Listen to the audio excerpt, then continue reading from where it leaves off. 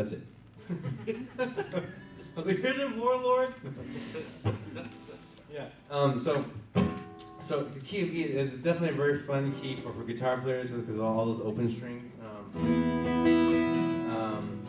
like doing my E chord up here, kind of like a power chord, like this. 7, yeah. Oh, it's on the 7th fret, and I'm on the index finger on the string. Yeah, 3 fingers here, these 2 here. That's still the E shape, it's just spread out a little bit.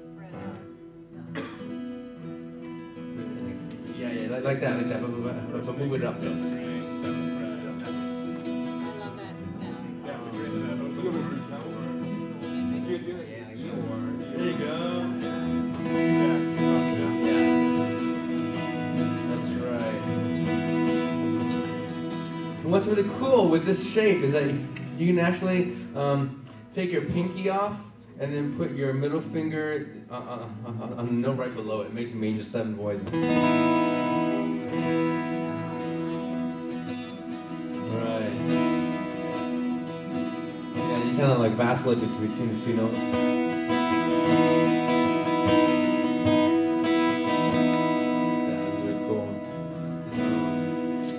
And then what's really cool about that is that you can just move that same shape down 1, 2, 3 frets, and that's your C sharp minor. You just move that whole shape down 3 frets.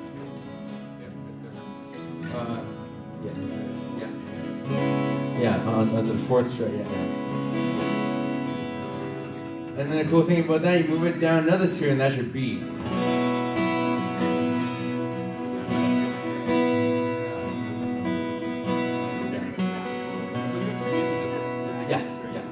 And there's your B chord.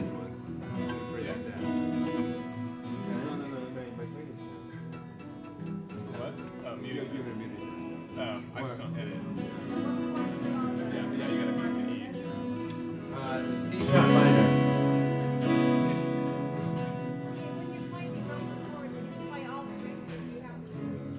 Oh yeah, it depends. It depends which chord. Every chord's a little different. So for this one, I'm actually muting the bottom E string with the tip of my index.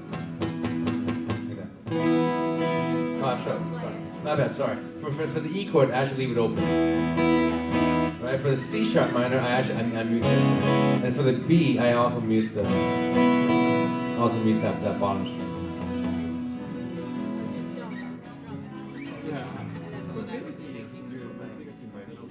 Yeah, there you go. There you go. It's like a major 7 voice. Okay. Also, what I like to do with this is instead of moving this shape down to the 4th fret here for C sharp minor, what I can do is just use my thumb and go like this. Here's another C sharp minor. So instead of moving this shape down here for a C sharp minor, what I can do is just keep that shape here and just put my thumb here for a C sharp minor. So you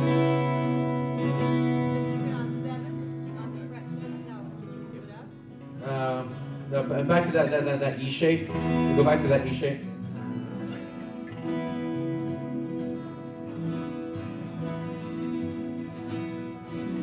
Like that. The E shape. Yeah, and then you just put your thumb here on the 9th fret. The 9th. Yeah, like that. There you go. Yeah. Yeah, and it was a cool thing with that voice, and then you can do that half note thing. And you can the C sharp minor 9.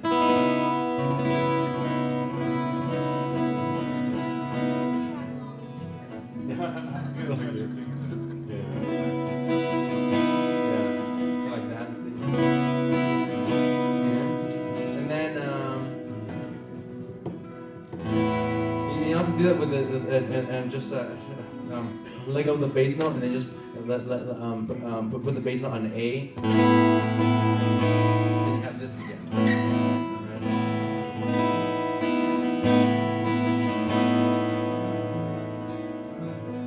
again, it's like putting that same two notes, like a theme, like a motif, and just.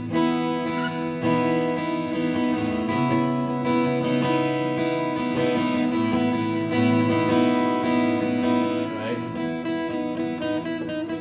Drives me crazy.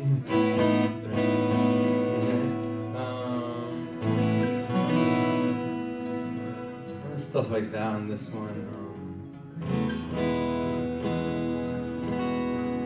Oh, and also with your regular E chord here, the regular E chord, you just put your pinky on the second fret here. It's nice E9, yeah, E2.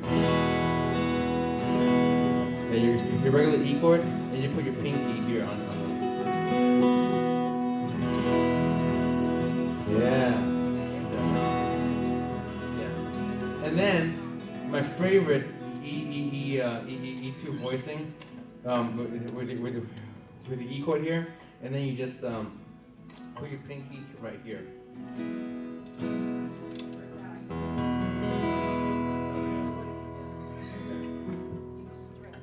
Yeah, it's a bit of a stretch.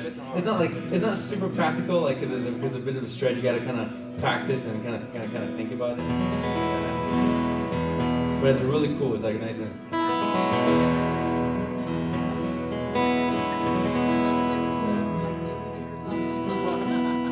Alright.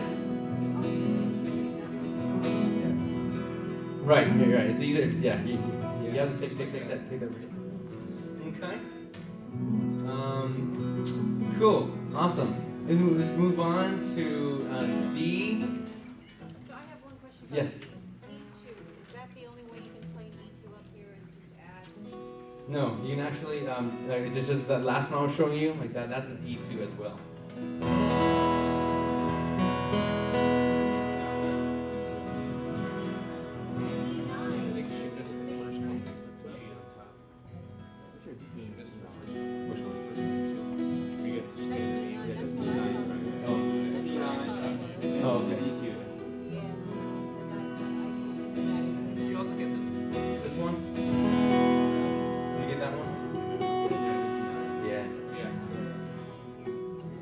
Yeah, it's got a nice E2.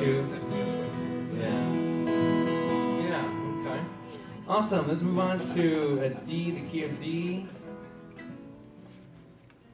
Nice, time flies. Time flies.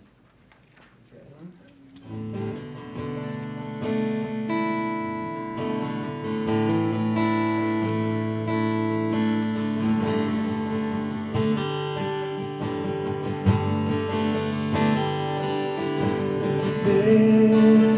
Is a God who loves me,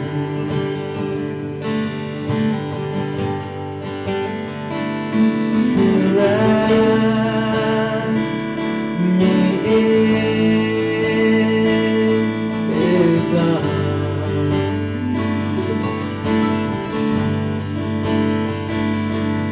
and there is a place where I'm true, and that's where I belong.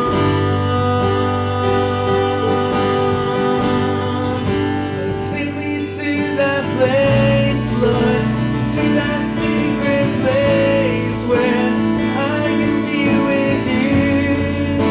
You can make me like you. Wrap me in your arms. Wrap me in your arms. Wrap me in your arms.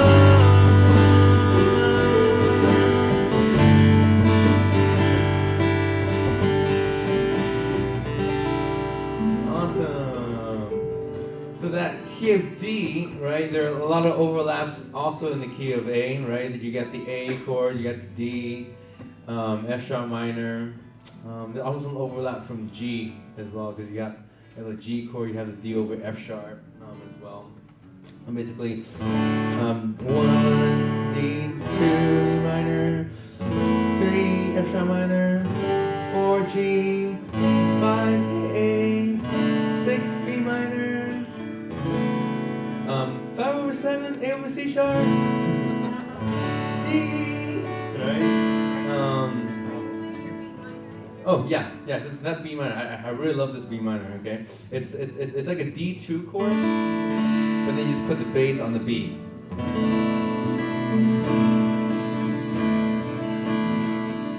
It's almost as like it's like a D over F sharp, but then you just put the index finger on the B right here.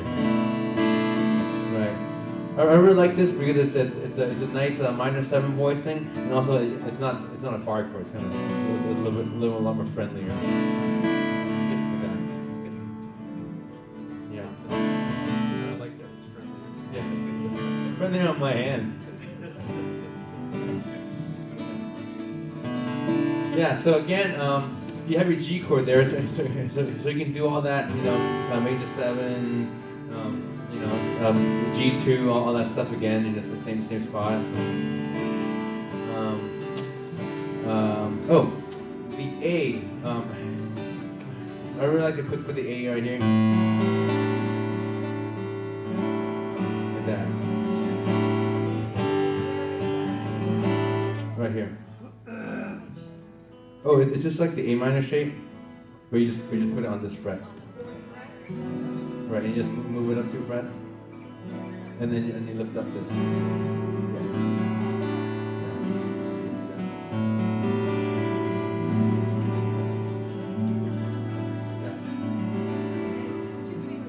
Yeah, it's 2 fingers. Yeah. Like when the music fades, all is stripped away.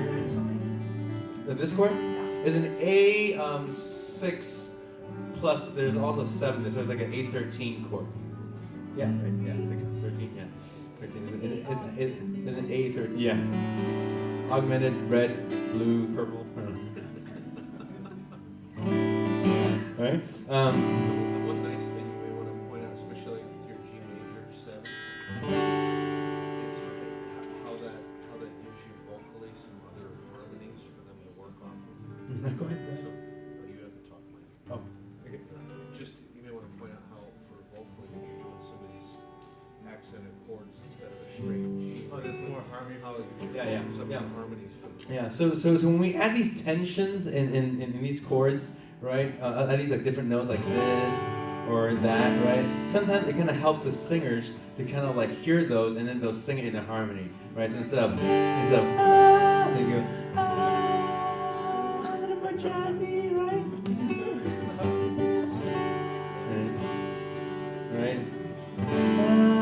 Because in G you want to go right, but if you add it to it's got like a suspended kind of feeling, but it's cool. It just kind of sits there.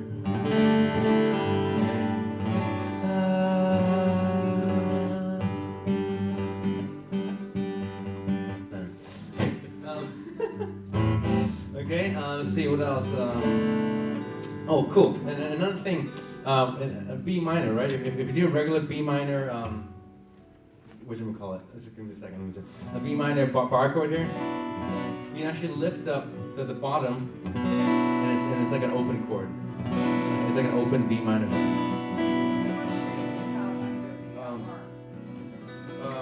It's like a B minor.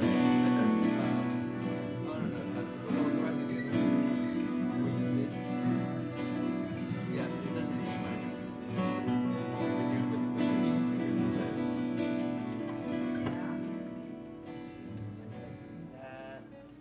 That, and that. There you go. Yes, A minor. Yes. And you actually lift up the bar. Do that, yeah. And then what you do is like you just lift up your English finger and let the bass be an A.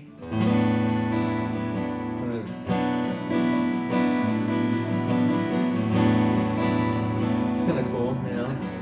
And then what you do is that take your middle finger and put the bass note on the G. So it's like, oh, sorry. It's kind of got like a spooky kind of feel to it. Well, no, it's a different chord, but it's just that shape's right there, right? But as soon as you move the bass note, it's a totally different root, right? You got a B minor, A something, and then G something. I actually learned this from a Shane and Shane song. I don't even know what it's called. I just saw him do it. And I was like, oh, that's cool. I didn't even learn the song. Right? Let's see. Key of D. Yeah, the major 7 here. I think that's it for the key of D. Oh yes. A over C sharp. A over C sharp, right. Okay, it's like your A chord, but then you just put your pinky on the C sharp bass right here.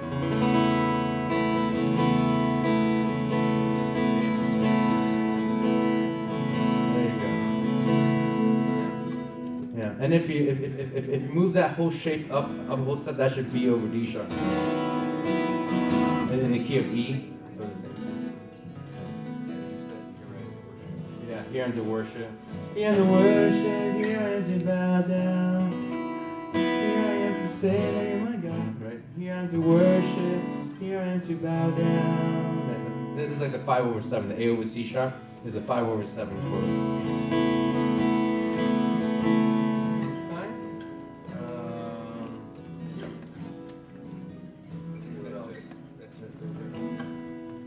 There you go. Yeah, go ahead. All of these chord shapes in this little setup? The foundational ones, like the ones that have them there, are like the basic ones. The thing is, like, because like there's so many ways to do the same thing. So I was kind of debating whether I should put everything on it, but then that would take me like hours. Yeah. But those 7, all 8, actually there's 8 in there. All 8 of those chords in there for every key, right? That's gonna allow you to play all of your songs. Okay. Move them up and down. Yeah, moving up and down, and then what you do again to figure out those like different voicing. All you gotta do is just kind of just move your fingers around. Like don't move your bass note though, because then that would be a different chord. Just kind of move your fingers around and see what's cool. Oh, that's like the augmented. There's your augmented. Here you go.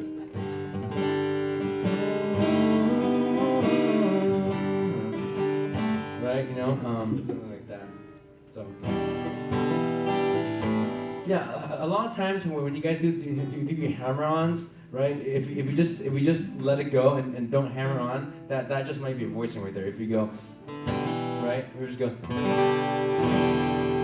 There is a, I don't know what that is, but I think it's like a 11.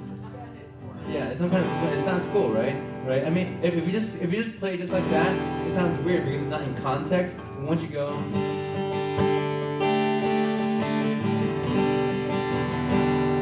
It's all right. I don't know why. Right, but if you just go, hey, check this chord. Well, you know, it sounds kind of funny. And everything it needs to be in context. So, good job. All right. So let's moving on. Nick, can you play that clip, please? Good job, Nick. Watch the screens. BJ! Nice. What the happened to you? Ah, nothing really. These are just for show. I mean, I bought these on eBay. I just press a button here. Whoa, these things are powerful. God, it's awesome. Guys?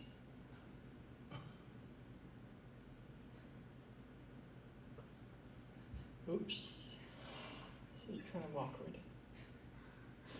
So, I'm going to talk about the capo.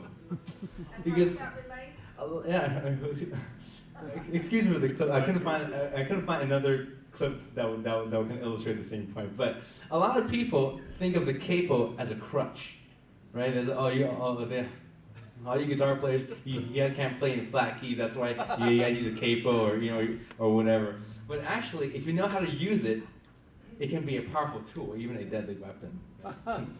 I looked for hours on YouTube. I couldn't find a better clip.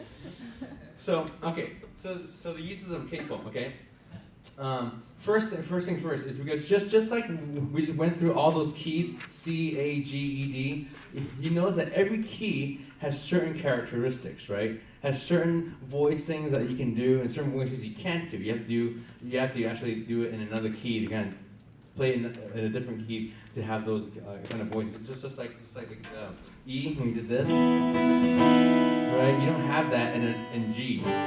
Actually, you can't do. But but it's not. But they don't always kind of transfer. So if you can use a capo to your advantage, so that you can utilize all those features, even if the song is not in that key. Let's say, for instance, my God, my Savior, my God.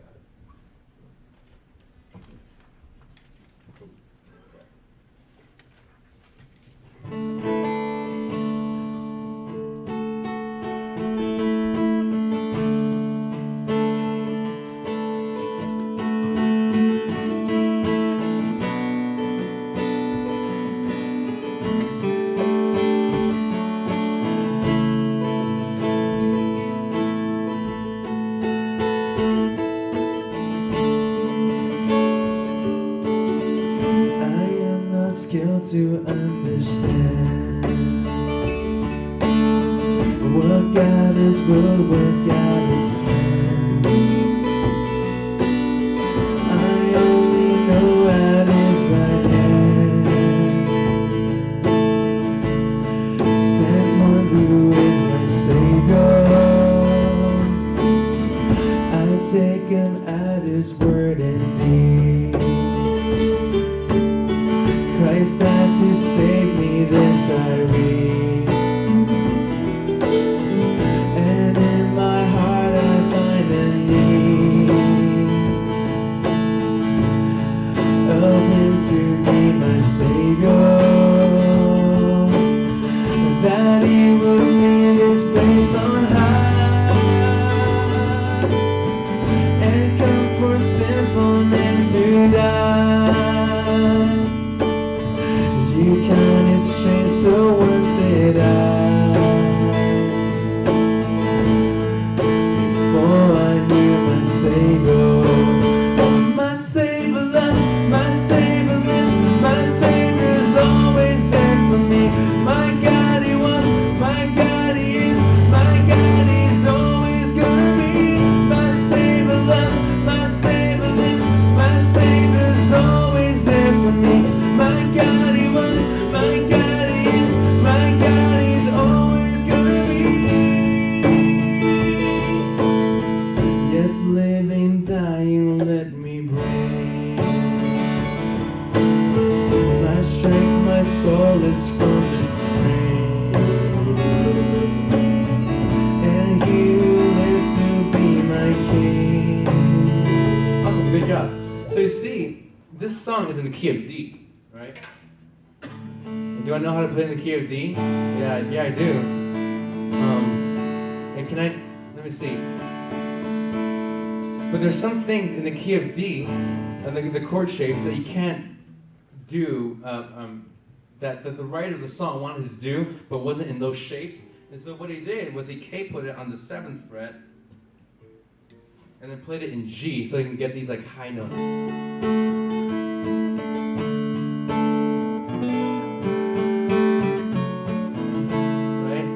As you saw, after the first chorus, I actually moved the capo really quick back to the 2nd fret, so I can play it in the chorus in the key of C, but it's actually still in D.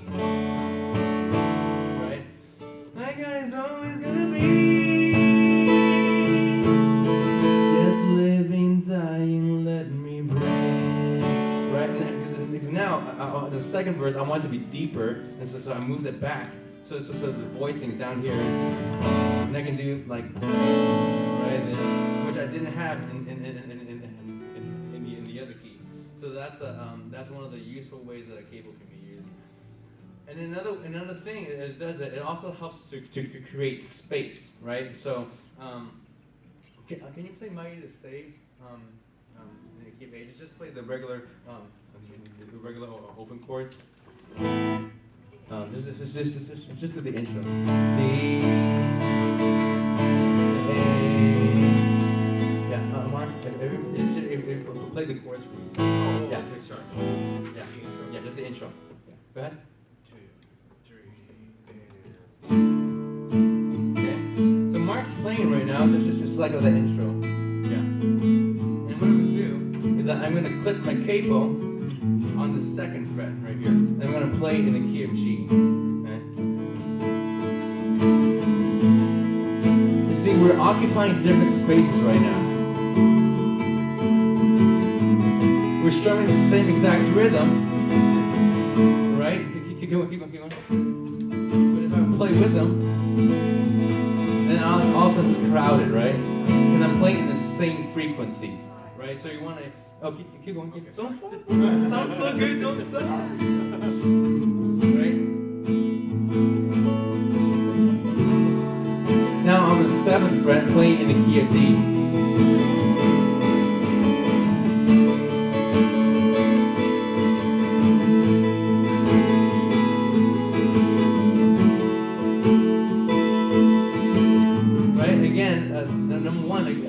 Like it's the voicings that I want to use to create certain feels and certain moods for that, and also to create space.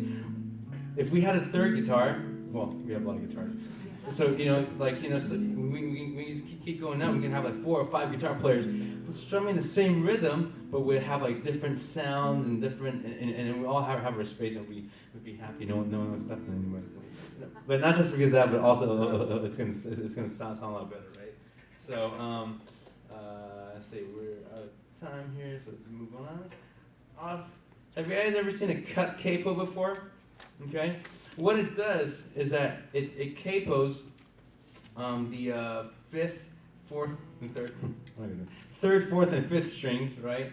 And then leaves at the bottom the 6th string open. What it allows you to do, it allows you to play cool voicings, contemporary voicings with less fingers in the key of G and the key of D and the key of C. So if you guys go to capo, the first one, did I put C? Is C the first one?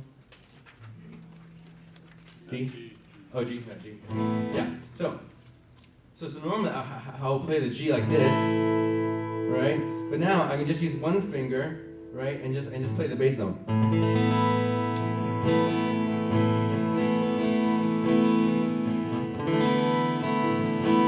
Right, this is C. I'm sorry, like you guys don't have to. It's only covering the 3rd, 4th, and 5th. And there's a lot of cool stuff that you can do. Right,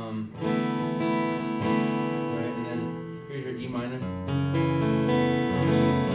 You actually have to reach behind the capo to actually get that bass note.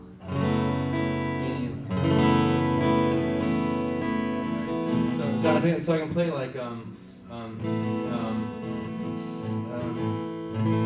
what can I say?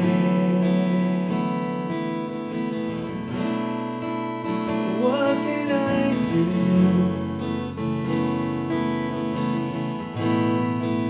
But offer this heart, oh God. This is your D. All of a sudden your D is like so it's like so full because it's using the bass note. So actually, what I'm playing here is not I'm not in the key of G. I'm just using the G shapes. Okay, does that make sense? So capo on the 2nd fret, I'm actually playing an A. This is an A chord, right? So anyways, here's your D. What this cut capo does is that it actually puts your guitar in like a dadgad tuning. You ever heard of dadgad before? It's like I think an alternative tuning, and it's basically it's like a sus chord. It's like a sus4 suspended chord.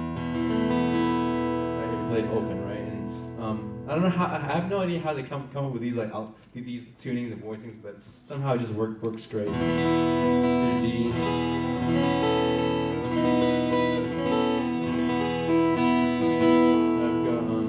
And then in the key of E, D, the D voicings. This is my D, just one finger. Or I can add a second one, right? D over F sharp, G, and an A here. It gives me the ability to do that that dissonant chord sound.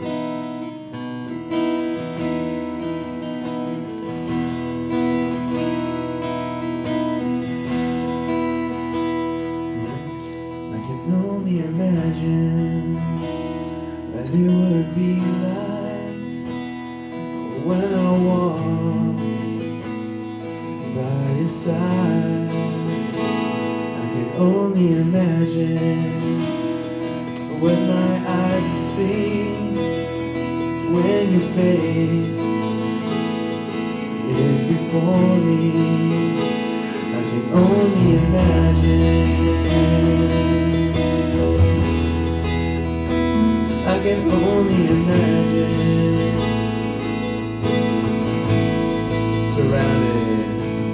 Surrounded by your glory, where will my heart feel? Will I dance for you, Jesus, or in awe of you be still? Will I stand in your presence? To my knees, or will I fall? Will I sing hallelujah? Will I be able to speak at all? I can only imagine. Yeah, I can only imagine. I can only imagine when all I would do is forever, forever worship you. I can only imagine.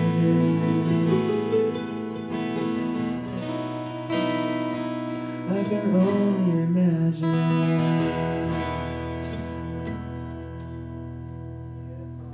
I love that song. It's not like every time I sing that song, it's just I just forget what I'm doing, because it's like when you think about just being in the presence of God, that one day we'll just be there face to face, and nothing else matters, right? We're not just not voicings, rhythms, music. It's not gonna. I hope there's music in heaven. Huh? Mercy me. Mercy me. Okay. And also, one thing is that, well, you say, okay, am I stuck in C, G, and D for this? No, because what you can do is that if I want to play, like, say, in the key of F, right? This is E. All I gotta do is move it up one fret, and then capo with my other capo. Right here. So now all of a sudden this is F, right? And so that's why it's very important about those chord families things to learn your chords in numbers, right? Because it gets a lot confusing. Like, oh, what key am I in? Like, what chords? When I play a D chord in a key of D in the DJ shape, I'm just thinking 1. 4, this is G. 6, 5, right? And it's cool because like it's the one chord, like every chord, 1, 2, 3, 4, 5, 6, 7, 1. Like they all have a certain characteristic that can't be mistaken. No matter what key you play it in, it's always got the character. Like for example, like the one chord, right? It's always just like the most stable. Like it just sits there. It's this chord that you start and end songs most of the time. Okay? And then your 4 chord, the G, it's like, okay, it starts to move a little bit, right? And then your A, the 5 chord, it's like you're kind of like going like and then you're right, and then here your 1 chord, right? 4 chord, you're moving on a little bit. 5 chord, you're almost home. And it's like, oh, I forgot to get the milk. Yeah. Like, that's a 6 chord. It's like a surprise. Like, oh, surprise. Like, you gotta turn back, right? Anyway, so, I mean, they don't always feel like that, but it's just the way that I think. I'm sorry. Like, but go online and check out diatonic harmony. Diatonic harmony, right? And it's a chord theory, or what, I don't know, like, what are some different people call it differently and stuff, so. Yeah, and that stuff is going to teach you how to just like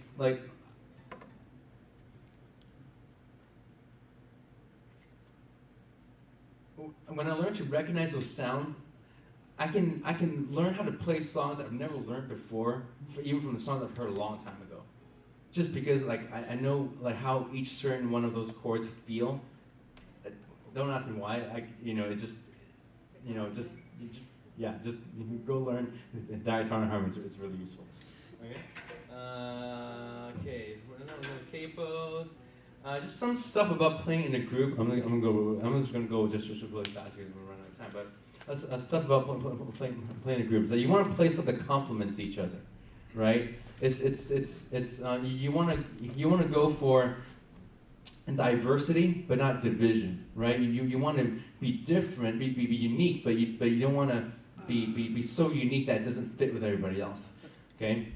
You want to be united, playing stuff that complements each other, but you don't want to be so united that you're all playing the same thing. Just like with those capos that we were doing, right? You don't all playing the same thing, right? So when you play in group, you gotta just use your ear and just like kind of just play stuff that you feel, okay, what's missing in this sound? Okay, the bass player's playing, the drummer's playing, the electric guitar's playing, the keyboard's playing. What is missing in here that I can fill and kind of add to the sound?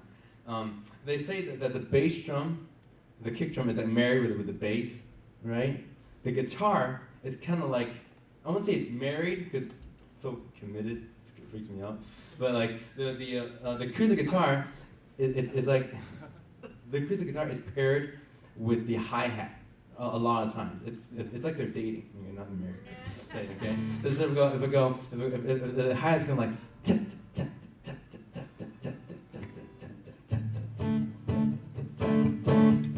Right, you're not gonna do something like I mean, it doesn't kind of really fit, right? Or stuff like if it's like a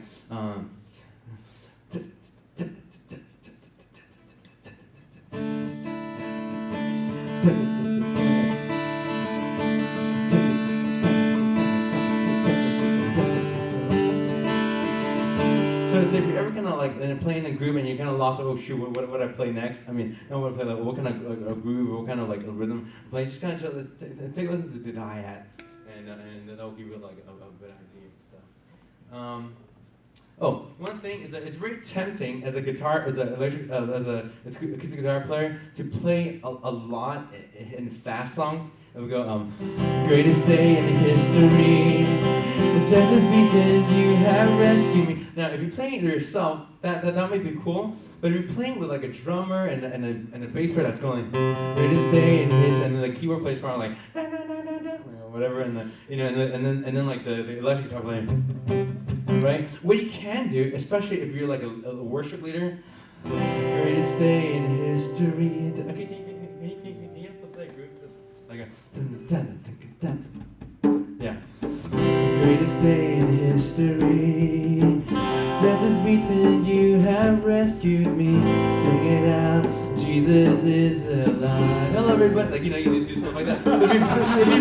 If you're busy strumming, you can't wave, right? And so so. And also kind of get it's just like it's more laid back too. And what it does is it doesn't get too tired on like people's ears. If they hear in history and everybody's playing at the same time, it's gonna get tired really quick.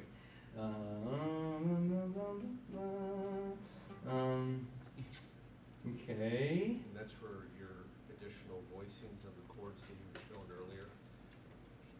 That can also be used to color. Right. Because like you're saying, if you have an electric guitar player and a keyboard player, there's already two people playing chords.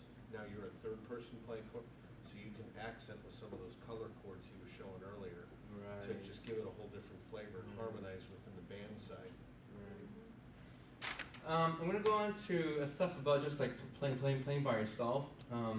One thing that I like to do in the key of E, say only works in the key of E, and maybe in the A too, but in the key of E. If I do it, I'm doing like a song that kind of like sits on that E chord. Open your eyes, my heart, open your eyes, my heart, I want to see you.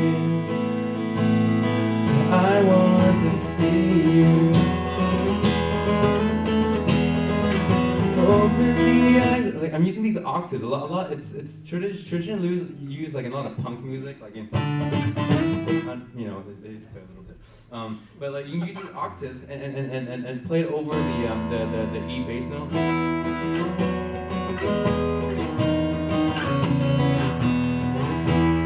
Right, and so it's kind of like you're playing like a little melody, When you're playing by yourself, it's kind of cool like that. And then A. It's a little harder than the key of A because it's just the way the fingers are and stuff. Oh, this snare thing, guitar snare. You can often use muted strums, right? You have to use muted strings. You kind of like it's a snare, right? Yeah.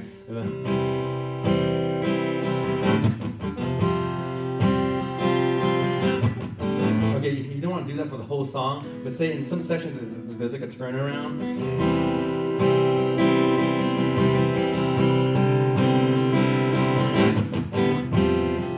It's kind of cool, like, you know, kind of adds to your sound because it's just by yourself, you know. And also, like, if you do like a song like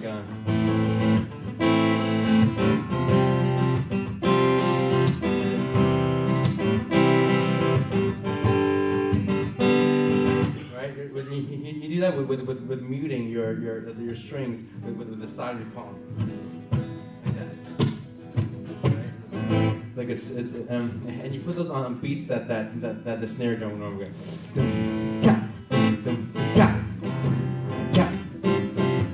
Like that. Does that make sense? Okay. And also, another thing, one tip that I learned from Paul Balash is that what he does a lot is that when he's like doing his devotion or praying and all that kind of stuff, he'll actually play along, just a strumming rhythm. Because when he leads worship, a lot of times he'll need to say stuff, and it's so hard trying to speak and then play a rhythm at the same time, right? So what you do, and the trick is just keep it simple.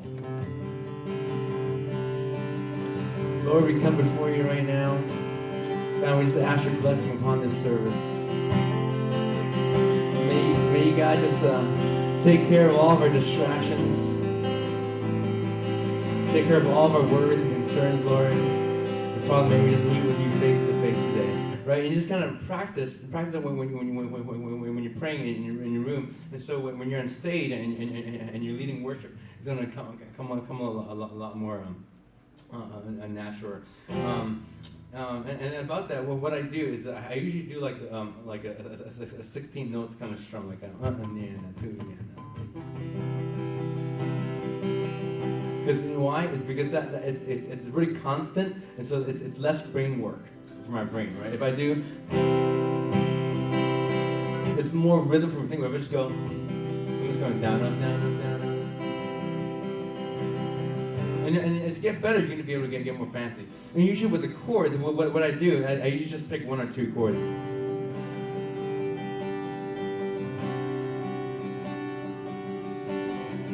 Right now, I'm going to invite the ushers to come forward as we serve communion, you know, so stuff like that, right?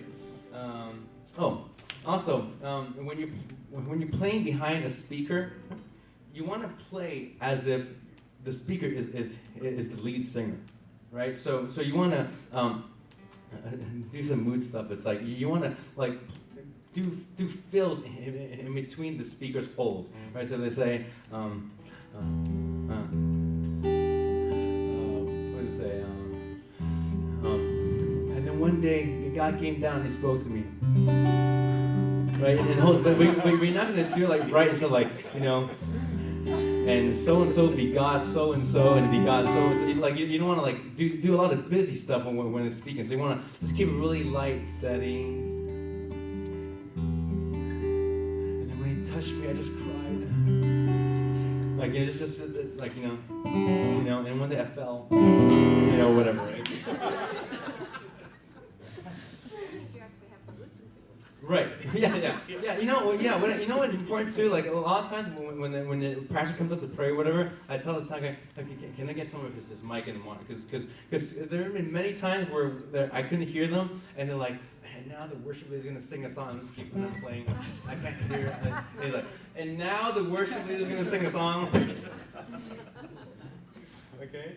So I'm flying right along. Sorry about that. Okay. Okay. Yeah, I'm talking about tone for a second. So it's when I strum, I try not to strum really hard because the thing is, it actually sounds a lot better when you're strumming light, a lot more cleaner. I'm barely just like.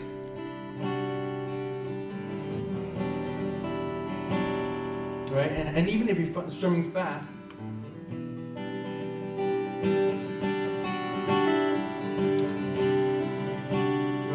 because one, it sounds better, and number two, it also leaves us some headroom for you to kind of like to really pop stuff if you need to.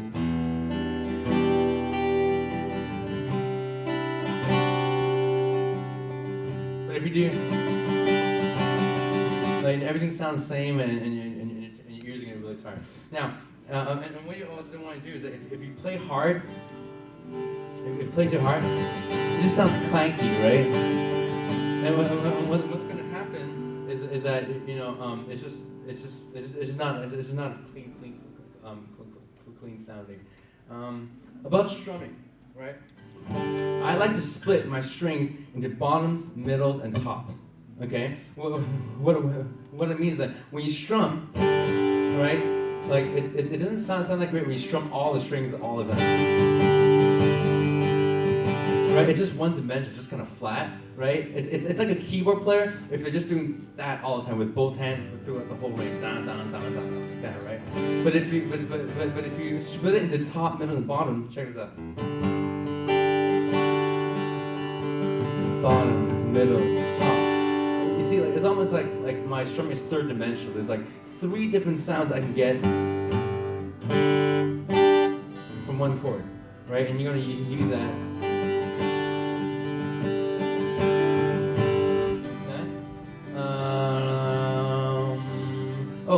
So one thing that I call strum picking, you want to be able to like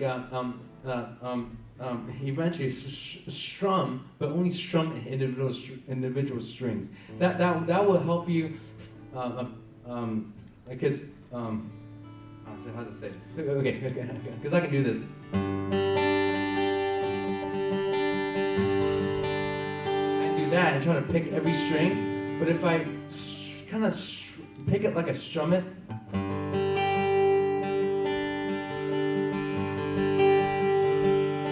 It's like a rhythm, right? It's just like I'm strumming. But I'm just like I've got that bottoms, the middles, tops, so like to a science that I can just pick like every. But even I'm just strumming, right?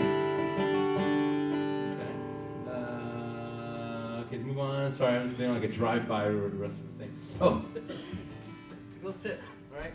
It used to take me hours to grab my pick, right? But I finally figured out a way to get it pretty quick.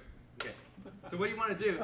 I used to just go like this and try to. I can't get it, right? I try to go whatever, right? So what you want to do? You want to move the pick into the center. Okay, can you mute my guitar for a second? Do what? Yeah? Mute it. Oh, mute the guitar. Okay. So you want to get it to the center, right? Like I need to see it. And flip flop. Yeah, like magic, huh? Yeah, and you gotta remember you gotta flip up. Okay, you can't just actually go like this and then like, but it won't work as well as going whoop, like that. Just a random tip. Sorry, we can't be artists if we're not random, right? Okay, so that's pick retrieval. Oh, double strum. Okay, the double strum. It's a really cool. It kind of has like a thunderous kind of a quality to it. Show me how to love like you. Love me.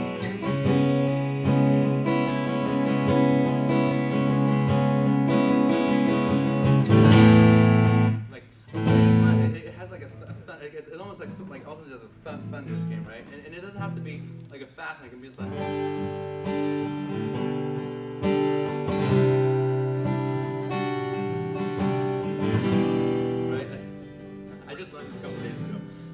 Yeah, but there's certain songs that will call for that, especially that Hosanna one.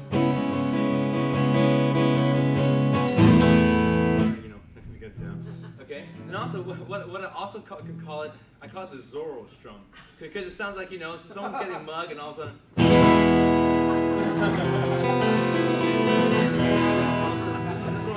The Zorro comes on the screen, right? Right? Yeah. Okay, another thing. I think I just learned a couple days ago, and I'm so excited about this trick because I've been looking for something like that for a long time. It's called the pitch switch trick, right? I really like playing with my fingers, but then also some things you can't do with the fingers, especially like the power of the pick and stuff. I just really love playing with my fingers. It's just like when you play soft stuff, it's just like so sensational.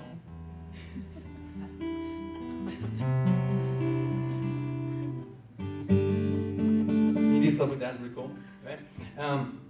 So what you do is that you can actually hide your pick in between here, like that, and just clamp it like this, and then you can still. And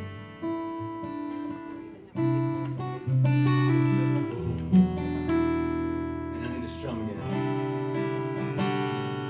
and then back to picking. Still learning that, but cool, huh? I love that. Forget about tuning.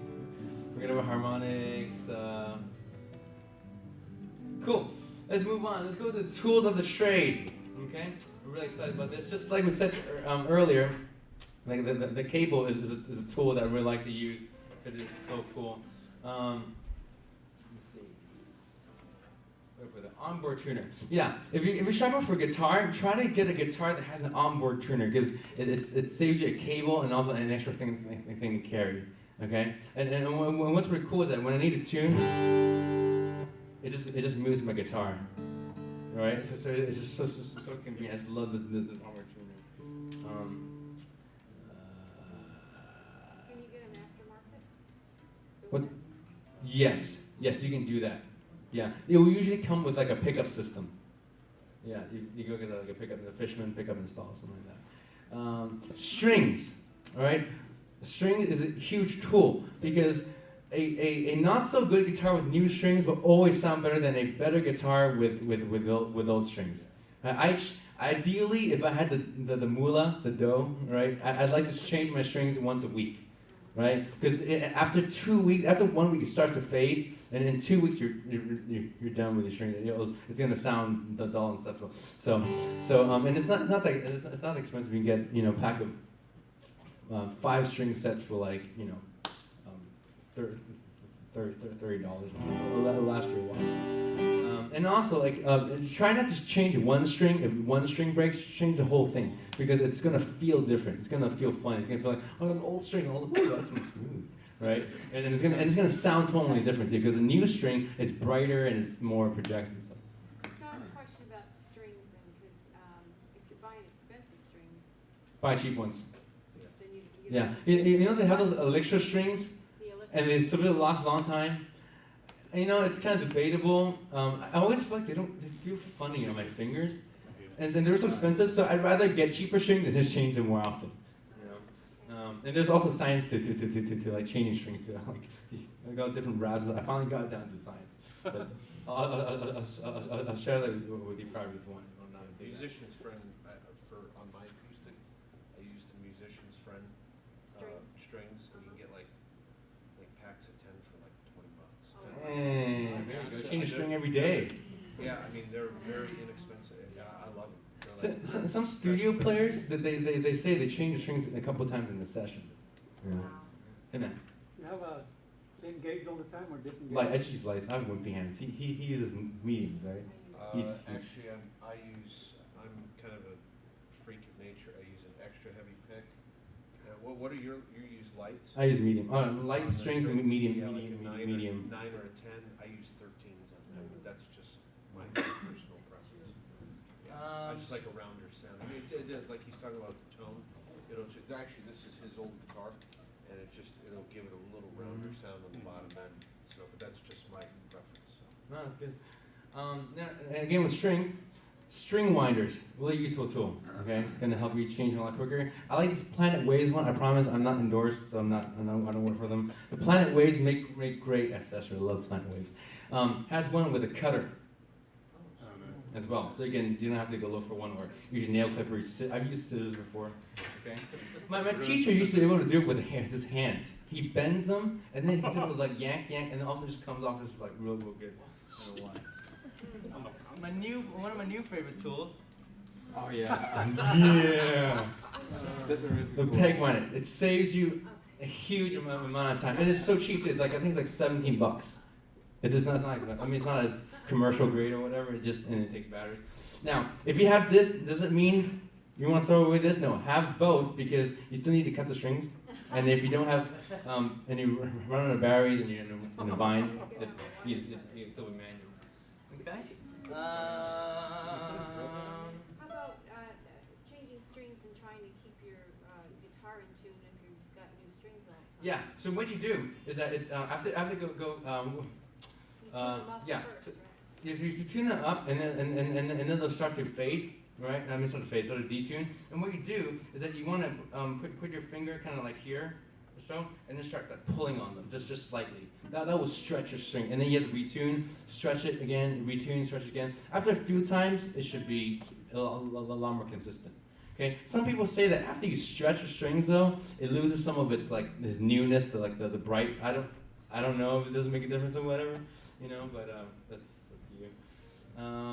The O port, another Planet Waves product. They say this acts as like a feedback to this O thing here, right? You just kind of shove it in your guitar in sound home.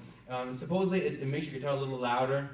It's subjective, but I have it just because of the feedback control thing as well.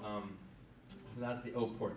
Getting back to changing strings, so I guess everyone winds them differently, but I saw one music shop that was actually almost putting a knot in it before you start winding it. Yeah, I saw that too. I could never quite figure out how that's done. So, and it's really quick too when they do that. So, yeah, I haven't looked into that before, and I'll definitely have to check it out. Keith Holland actually does it. Guitar in tune it doesn't go out of tune very often. That's good. That's good. Yeah. You guys know this is an egg shaker? People use like this. You're like, oh, what's it got to do with the guitar? You can actually hold it in your palm.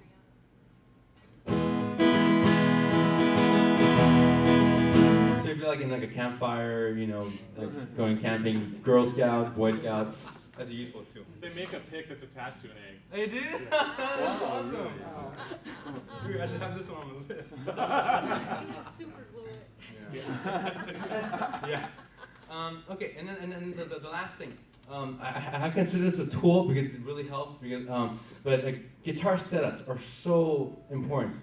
I want to say important. Okay, not important, but like they make a world of difference. I take my guitars to go set up maybe twice a year because it's expensive, But what they do is that they do neck adjustments. They polish your frets. They adjust the action. So after a while, like your guitar, it's not going to play as easily. So with the guitar setup, it's going to help you to. It's going to make it closer to the fret, and it just makes it a lot more smooth to play. So they do intonation, which helps your guitar like play a lot more in tune. They lubricate the nut and the saddle. They restring. They like check your electronics and all the kind of stuff. They clean it. Different things. So What does that cost you? That whole thing? That whole thing? Well, I usually get it with a fret level as well, which they have to make sure that all the frets are level so they can be even more, play a lot even better. But a guitar setup is like $90. With the fret level, it runs anything from that to like $180. Now, the thing is that if you do fret levels too much, after time, you're going to have to do a refret, which means that they're going to take all the frets off and put your frets again, and it's like $300. Yeah. So I'm going to pass the offering bucket around if you guys like to donate to my cause. Okay. Cool. I think that's it for that. So I want to thank you guys for being here. And so we were talking about these tools for the shade, and today I want to raffle off a bunch of these tools that I have here, including a guitar setup. Oh, cool. Yeah. Thank you. Oh, and does anybody not have a raffle ticket? I don't have. That was me. I don't know how I caught that. Thank you. Thank you. And then Mike, if you can put more. I'm so sorry, guys. I'm probably running out of time. So are you going to have another one of these? Or this is the electric one? The lecture was last week given by our guitar legend, Mark, over there. But yeah, we will repeat these worship and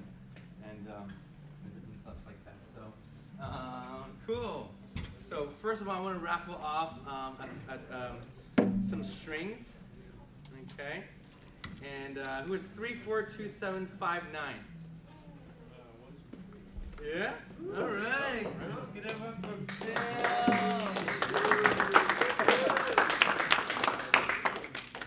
Yeah, new strings. Light gauge. Okay. Good job. Okay, 342751. What was it? Oh, 342751. Hey, Sherman! There we go.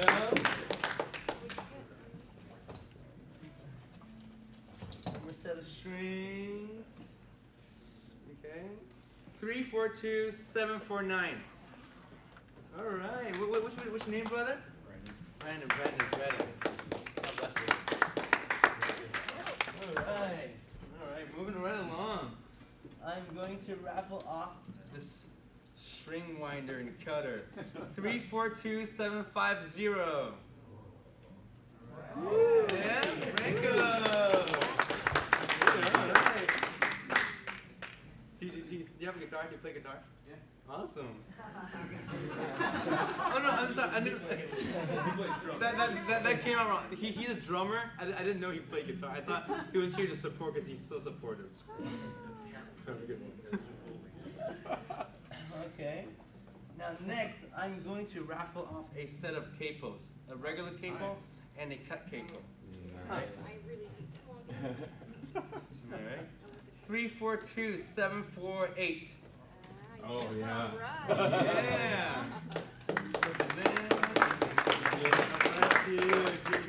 Yeah, so here's a regular capo. Okay. This is a cut paper. Then this is a cut capo. Okay. Actually, this I used to use this, but I love this Planet Waves capo so much. I actually bought one of these, and I cut my capo to make it a cut capo. So, but anyways, sorry. Oh, thank you. Good job.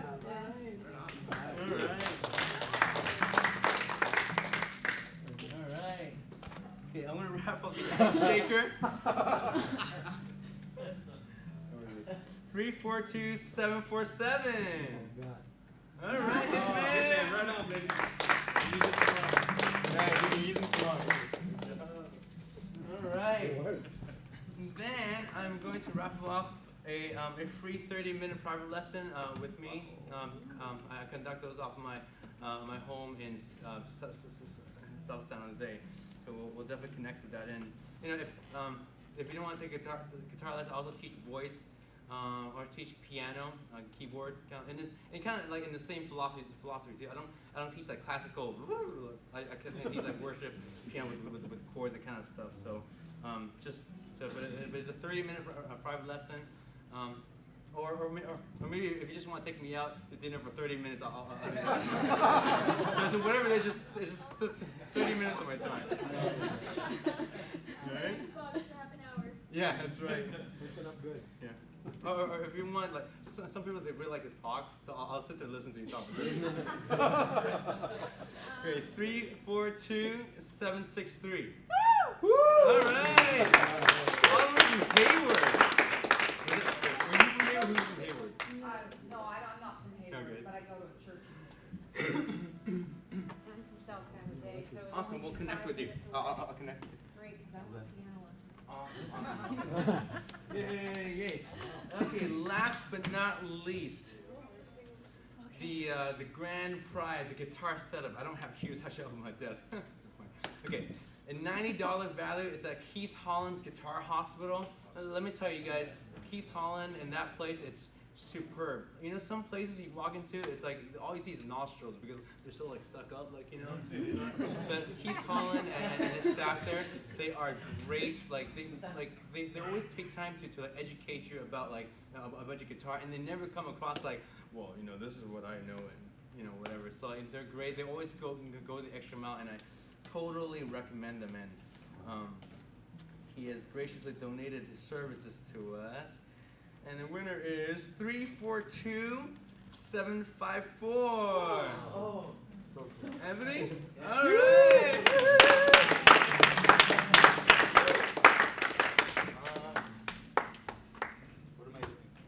Oh no, I have it upstairs. I've got the circuit upstairs. I'm just gonna take your meeting myself. All right. So hey, thank you guys. I'm so sorry. It was like a drive-by kind of kind of workshop. It's my first time doing this. So thank you for your patience and.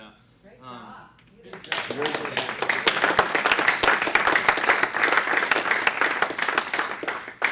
So before you go, let me just pray for you guys. Thank you, Jesus, for God, just the gift of worship. And God, although it's not about music, it's not about guitars, God, but you let us use such fun things such as guitars and music and all that stuff, God, to worship you, Lord. And God, we do not take that lightly, Lord, and we just ask that you just help us just to have our hearts right, God, so that we just exalt you and lift up your name. God, we thank you, we love you, and we ask that you bless everybody as they go and be with them as they go home, God. Father, help us just seal all these ideas tonight that it will just inspire them to continue to practice and continue just to develop their craft for you. We thank you, God. We love you in Jesus' name. Amen. Thank you. Hey guys, give it up for Jeff back there doing a video today. Now let's give it up for Nick Gall doing a sound. And it's for Mark playing the nylon string. For Tim holding up on a bass over there. And look for Esteban. Where is Esteban? All right, on the djembe. Mike, thank you for passing on those raffle tickets. Here's a free shirt of strings for you. Thank you for helping. Oh, great. Thank you. God bless you guys. There's some coffee over there. If you guys, I'm sorry, I should have announced it earlier, but it's not acoustic unless you've got some coffee. The bar stools, right? So, God bless you guys.